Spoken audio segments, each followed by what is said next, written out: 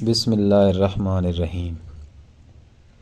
یہ اس زمانے کی بات ہے جب ملک شام کا مشہور شہر دمشق اسلامی سلطنت کا دارالحکومت تھا۔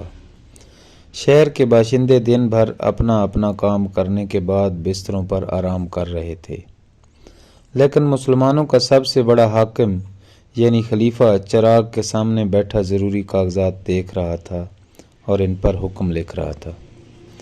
خلیفہ اپنے اس کام میں مصروف تھا کہ اس کا ایک واقف کار اس سے ملنے کے لیے آ گیا۔ خلیفہ نے بہت عزت سے اسے اپنے پاس بٹھایا اور وہ چراغ بجھا کر جس کی روشنی میں وہ کام کر رہا تھا اپنے مہمان سے باتیں کرنے لگا۔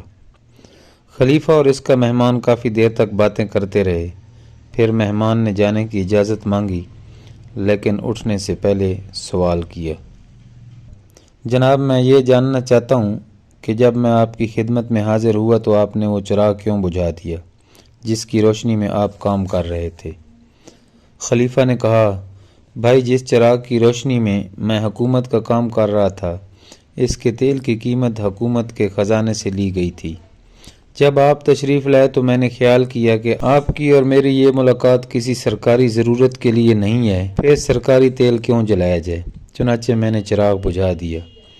یہ واقعہ حضرت عمر بن عبدالعزیز رحمۃ اللہ علیہ کا ہے اور اس سے ظاہر ہوتا ہے کہ وہ حکومت کے خزانے کی کس طرح حفاظت کرتے تھے۔ حکومت کا خزانہ اس روپے سے جمع ہوتا ہے جو ملک کے باشندوں سے زمین کے لگان اور مختلف محصولات کے ذریعے حاصل کیا جاتا ہے، اور یہ روپے حاصل کرنے کا اصل مقصد یہ ہوتا ہے اس کو ملک کی حفاظت، لوگوں کی بھلائی کے کاموں پر خرچ کیا جائے گا۔ جو حاکم اس روپے کو اپنی شان و شوکت بڑھانے اور عیش و عشرت کے کاموں میں خرچ کرتے ہیں وہ بددیانتی کرتے ہیں۔ اس روپے کو خرچ کرنے میں اتنی ہی احتیاط کرنی ضروری ہے جتنی حضرت عمر بن عبدالعزیز رحمۃ اللہ علیہ نے کی۔